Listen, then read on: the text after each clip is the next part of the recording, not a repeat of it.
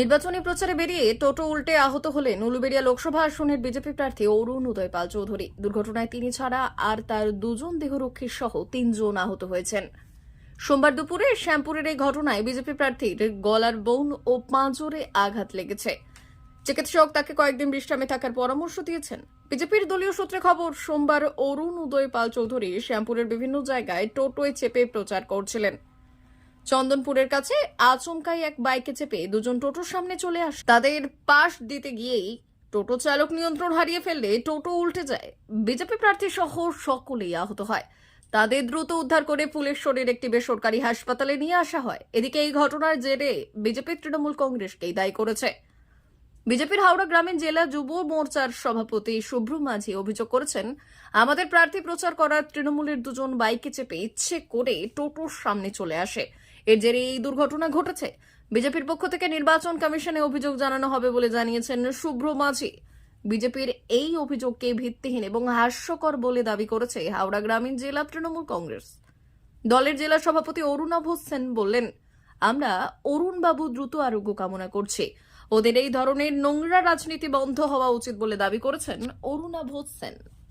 পরিস্থিতি বর্তমানে পশ্চিমবাংলার খুবই খারাপ। তার সাথে সাথে আমাদের হাওড়া গ্রামীণ জেলা প্রত্যেক দিন কিছু না কিছু ঘটনা আমাদের হাওড়া গ্রামীণ জেলায় ঘটেই চলেছে। আমাদের বিভিন্নভাবে তৃণমূলের দুষ্কৃতী দ্বারা আক্রমণাত্মক হতে হচ্ছে।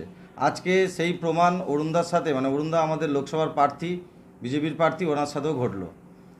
আমাদের যেমন র্যালি চলে গ্রামগঞ্জে, সেরকম র্যালি চলছিল শ্যামপুর বিধানসভায়। যেমন টোটো হুটখোলা টোটোয় উনি দাঁড়ান, সেইভাবেই হচ্ছিল। সাথে দুটো সিকিউরিটি ছিলেন, সেন্ট্রাল বাহিনী এবং ওনার পিএ। হঠাৎ করে দুটি বাইক এমনভাবে সাইড চেপে, চক্রান্তভাবেই সাইড চাপে, আমি আশাবাদী ওটা তৃণমূলের চক্রান্ত। সেই কারণে টোটোওয়ালা ভারসাম্য হারিয়ে খাদে পড়ে যায়। তাতে অরুণদা এখন সঞ্জীবনী হসপিটালে ভর্তি আছেন। ওনার কলার বোন ভেঙেছেন এবং বুকের হাড় চেস্টের একটা হাড় ভেঙেছেন, এবং শ্রমিক বসু যিনি পিএ, তার পা ভেঙেছে এবং গুরুতরভাবে আক্রান্ত হয় দুটো সিকিউরিটি। এখন খুবই খারাপ অবস্থা। আমি আমরা এই বিষয়ে এসপিকে বহুবার জানিয়েছি। আমরা সুরাহাও কিছু পাইনি। আমাদের নিরাপত্তার অভাব আছে, নিরাপত্তার অভাব আমরা অনুভব করছি। আজকে আমাদের ক্যান্ডিডেটের সাথে এই রকম দুঃখজনক বিষয় ঘটলো, আমরা এর জন্য খুবই দুঃখিত। এবং আজকে আমাদের যিনি অভিভাবক, যিনি আমাদের প্রার্থী, তিনি আজকে ভর্তি। এটা তৃণমূলের পুরোপুরি চক্রান্ত। বলছেন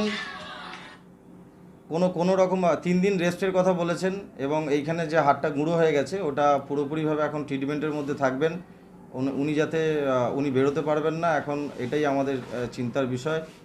এই হচ্ছে বিষয় ছিল। তাদের চিহ্নিত করা গেছে বলতে দেখা হয়েছে, কিন্তু হঠাৎ করে তো ওরা খুব স্পিডে এসে চলে যায়, খুবই গতিবেগ ওদের ছিল, সেই জন্য ওদেরকে আমরা ধরতেও পারিনি। আর বিষয়টা কী হয়েছে তারপরে তো যখন দেখলাম, তখন বুঝতে পারলাম এটা পুরোপুরিভাবে চক্রান্ত।